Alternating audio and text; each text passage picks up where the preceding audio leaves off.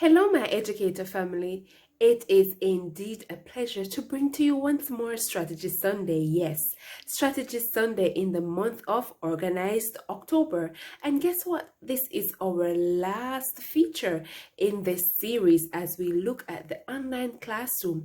How do we go about managing, being great managers of our classroom? And so for today, we have with us a Mrs. Kadabra Bernard Brown, who is a school psychologist operating in Indiana, USA, and she is a Jamaican by nationality. And she'll be bringing to us 10 simple tips that we can utilize to manage our classroom or online classroom by building relationships with our students. Let's have her. Thank you so much, Mrs. Boswell-Lewis, for inviting me once more. Today, I want to share with you 10 quick tips for managing your classroom by building relationships. Before I get into those tips, though, I want to say this. Classroom management is not about controlling your students.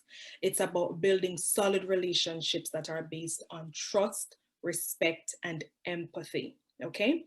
Let's get into the tips. Tip number one, take care of your stuff.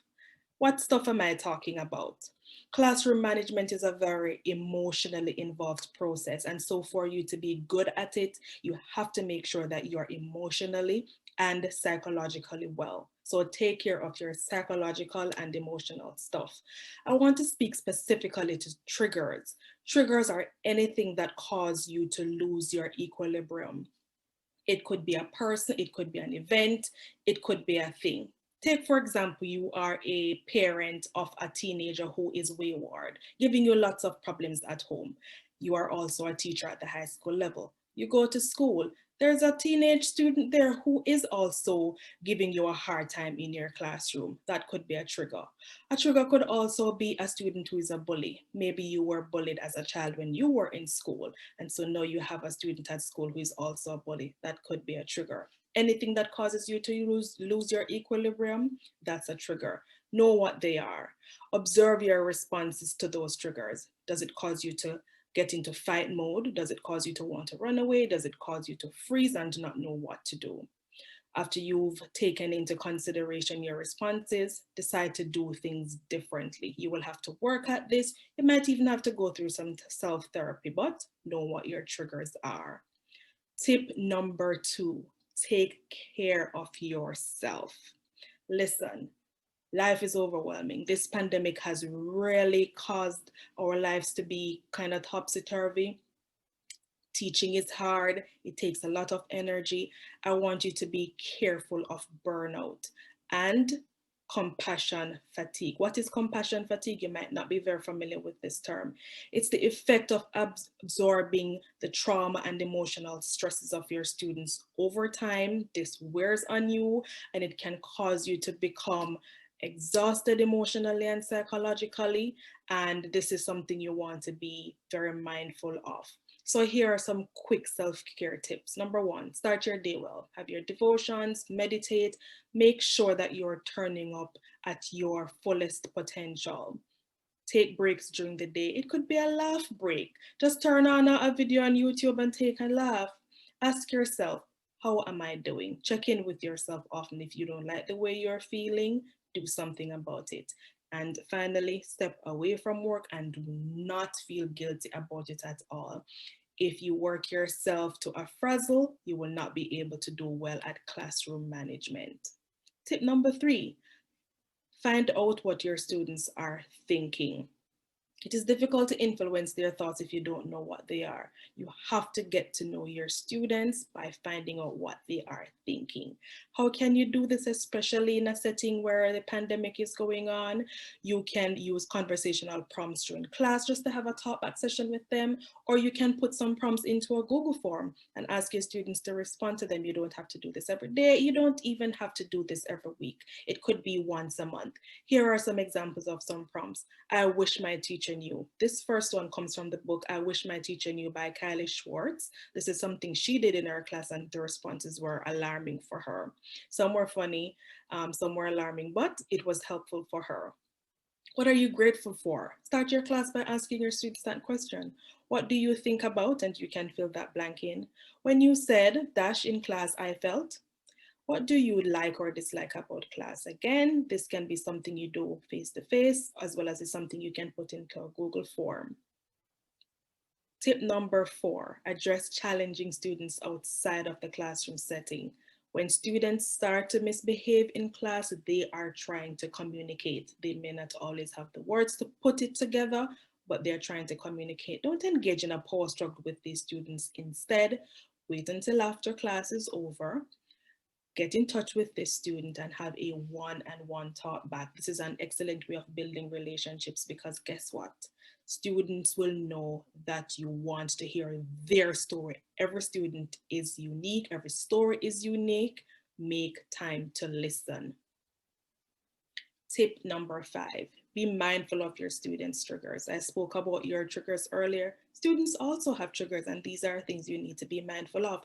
A trigger could be you raising your voice or shouting, threatening the student, ignoring the student when the student is trying to get your attention. The student could have had an argument with another peer, failing your subject, coming to school hungry, having not had enough sleep last night. Anything can be a trigger for a student. It just depends on the meaning that that student assigns to something that has happened.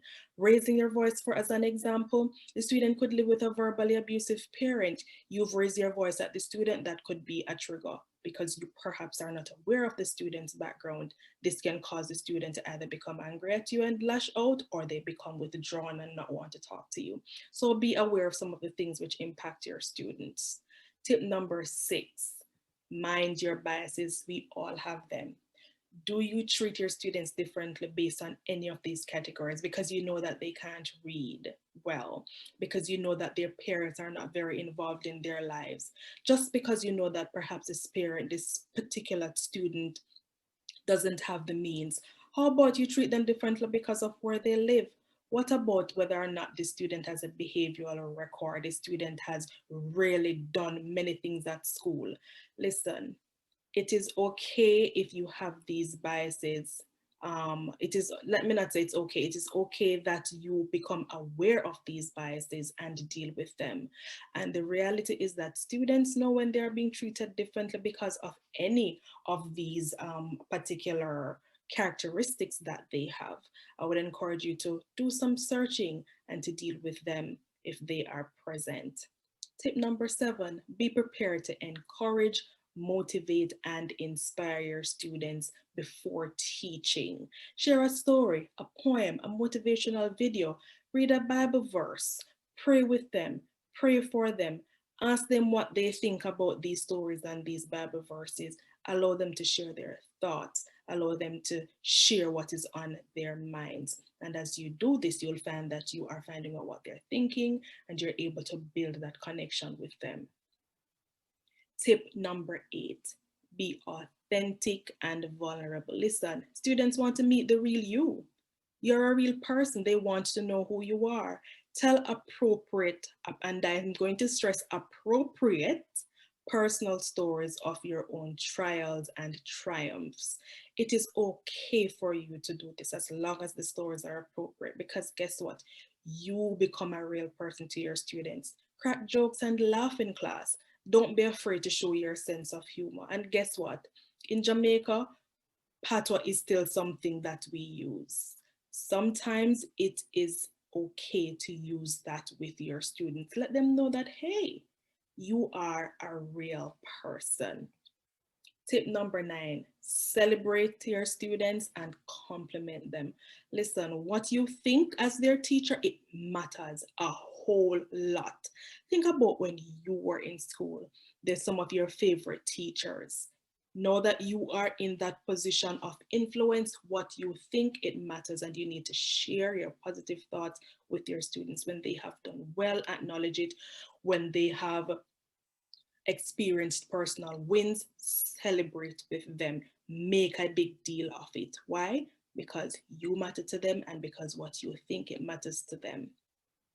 And my final tip, show them you care. Everything that I have said so far is along those lines. Students want to know that you care about them. They will know that you care about them when you take the time to listen to their stories, when you take the time to encourage and motivate, when you take the time to ensure that you don't respond in kind when their behaviors are perhaps not the best that we would want them to be. Show them that you care. Once you've shown them that you care, your entire classroom, you'll be surprised, will become a family. They will relate to you as they would relate to perhaps a parent, and your classroom management can become a lot more settled. Those are my tips for you this week. Happy teaching. Educators, it was indeed a pleasure to have Mrs. Kadabra Bernard Bone once more with us on this platform as we looked at the online classroom, how we go about managing it, our last feature, but a very insightful one as she shared us 10 simple tips that we can utilize. And I trust that as we have empowered you in this setting, in this virtual space, that you will go likewise and also empower your students and continue to empower yourselves, as this is just a tidbit of what it is that is expected of us.